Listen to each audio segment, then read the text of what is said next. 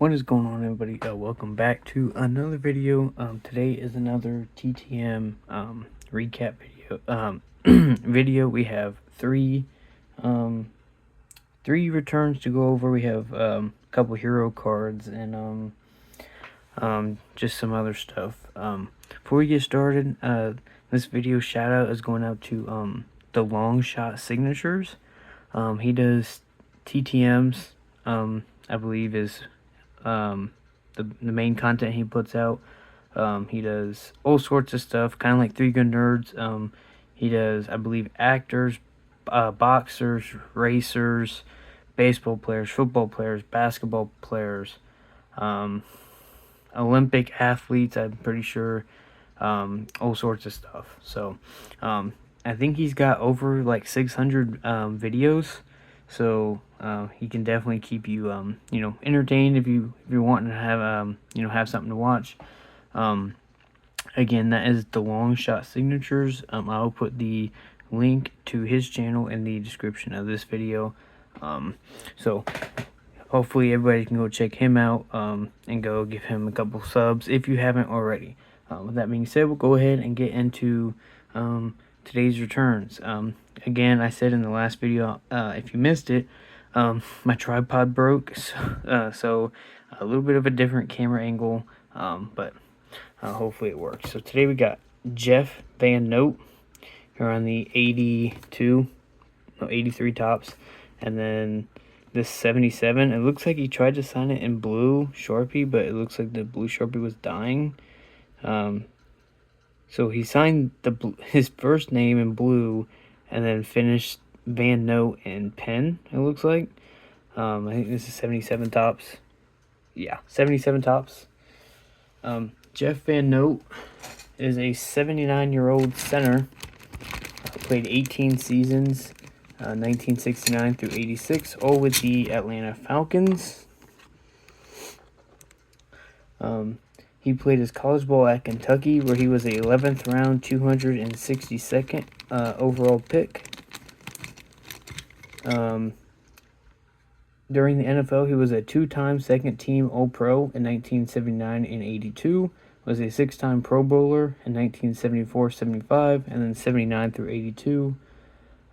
He is a member of the Falcons Ring of Honor and second-team All-SEC in 1966. So, Jeff Van Note, that was 60 days, no fee, 60 days, no fee out of Atlanta, Georgia.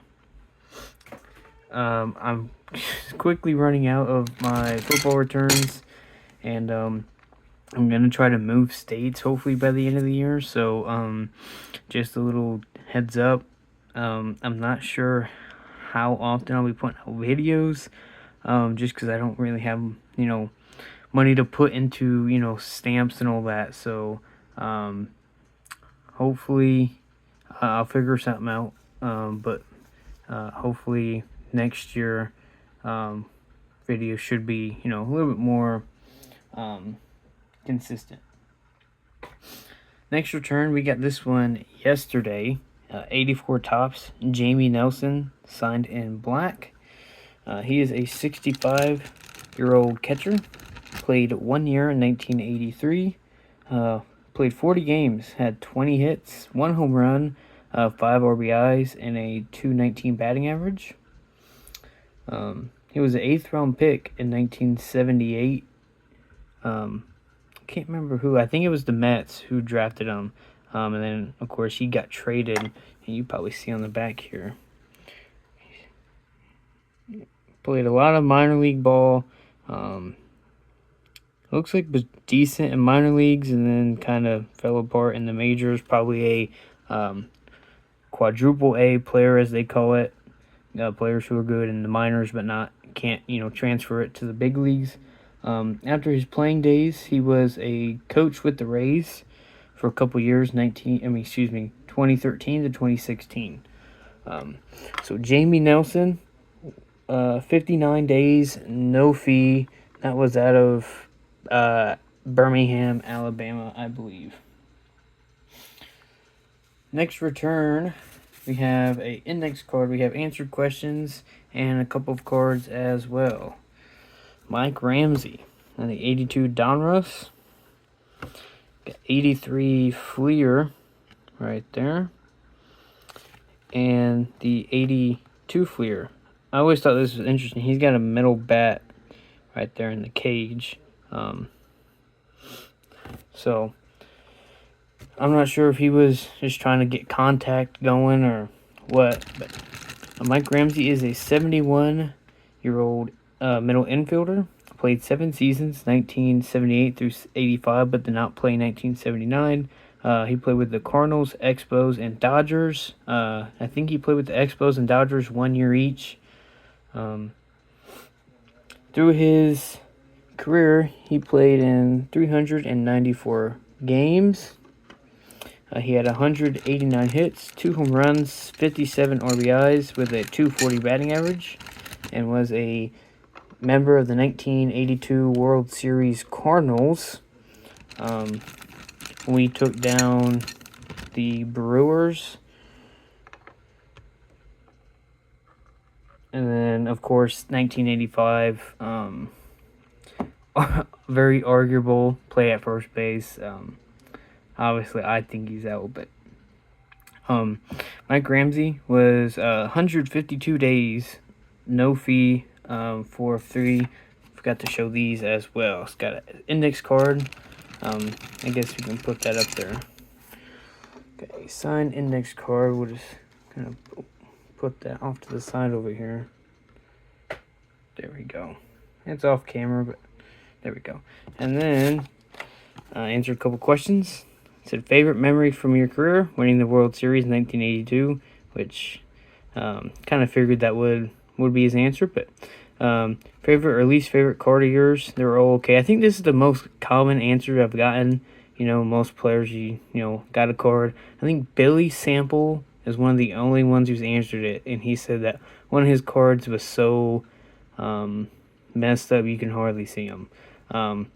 He said he gets anywhere from 5 to 10 letters a week. So he is a good signer. I know I was talking to Michael Myers about this, I think last year or so.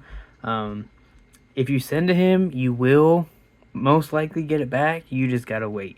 I think I sent these in February, and they came back. The first time I sent to him, it took about almost a year. So it all varies on you know, when you send to him. You know, if you see returns starting to pile up, I'd say send to him then, because he's probably going to return yours soon. So we'll get into the hero cards. We have 3 of them. Only one of them signed, so go ahead and set these over here. We got Patrick Emmerling out of the Xfinity series. He's not, you know, the best driver. I think I saw he's raced in, I think, 56 races and only had 1 top 10 finish. But Camelback Beach Outdoor Water Park. I think I just contacted them, and I think it was Facebook message. And then it showed up about a month later. The thing I like about these, you know, they're rather large, so the signatures, you know, they're not trying to squeeze a signature on there. And then, of course, it will tell you about the driver. And these are all very, you know, almost every race, these drivers have new sponsors and all that. So this one and the next one are unsigned. Chase Elliott, UniFirst Bank. This is my first Chase Elliott one. I think he signs. I'm not entirely sure, but I honestly don't remember asking for this. I think it was, you know, a random company, or maybe I messaged the race group itself and they sent it to me. I'm not entirely sure, but happy it showed up. And the last one got Michael McDowell. See if we can get it back here. There we go. Pinned it just a little bit. This is Blaster. I think it's like a cleaning solution. They also sent me some stickers, which is kind of cool. I gave those to my mom. But Michael McDowell drives for Spire Motorsports. pretty cool looking car. I will say I do miss some of the old sponsors like M&M and Interstate Batteries, because those cars always look nice, but always time for change. So those are the hero cards. Before you leave, I have two more things to show. Let me grab one of them. So we were going through some of my my late great aunt stuff. She passed away in like 2012, but we were clearing stuff out of a storage unit, and we were going through some stuff. We found some old postcards, and found this one of St. Louis, and then this one as well. So I was gonna start a project to. This one will look nice.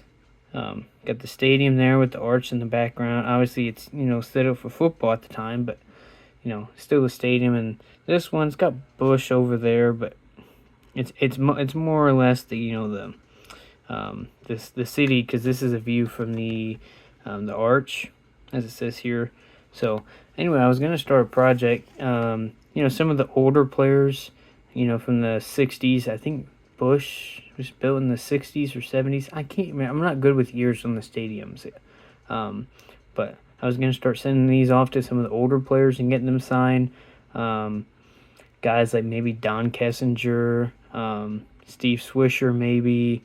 I've got to send to Ray Washburn. I haven't gotten him before, so I might send that to him. Maybe Bobby Shantz. I'm not entirely sure. So that'll be a fun project to do. For guys that don't have cards of, and you just send them those. And then this last thing, I kind of need some help with it. Got Gene Autry. This was also in my great aunt's stuff, because it was her mom sent to Gene in the 30s. I think this was the early 30s. She actually wrote to him. And he sent this back. Now, obviously, this port's printed, but this is live ink right here. And I was trying to figure out if this is, legit or not, because I've asked about 5 or 6 people.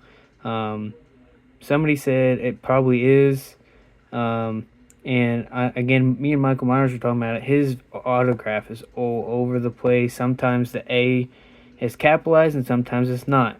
So I mean, if you wanted to, you could look it up. His signature's all over the place. I emailed his museum actually to see if they could help me. I haven't gotten a response from them back, so I figured worst case scenario, I could always take it to a card show that has PSA or Beckett there, and just pay like $15 or so and see what they say. Now I was also told he signed a lot, and I was also told that he had his wife and secretarial autographs as well, which is kind of what I'm worried about. But at the same time, who really knows? Unless you get it authenticated. And even if it is secretarial, they might authenticate it anyway. I know sometimes authentication companies aren't always the best. When it comes to the known secretarial stuff, but most of the time they get it right. So that is it, I believe, for this video, everybody. Hopefully you guys enjoyed this one as much as I did. Definitely, the returns are slowing down, which is unfortunate. So the videos are probably going to start slowing down, but that's all right. So go ahead and let you guys go. Hopefully you guys go check out DeLong Shot Signatures. If you go over there and you haven't subscribed to him, tell him, or put in the comment that you came over for me. I greatly appreciate that. And yeah, so go ahead and let you guys go. Hopefully you guys enjoyed. And until next time, guys, see ya.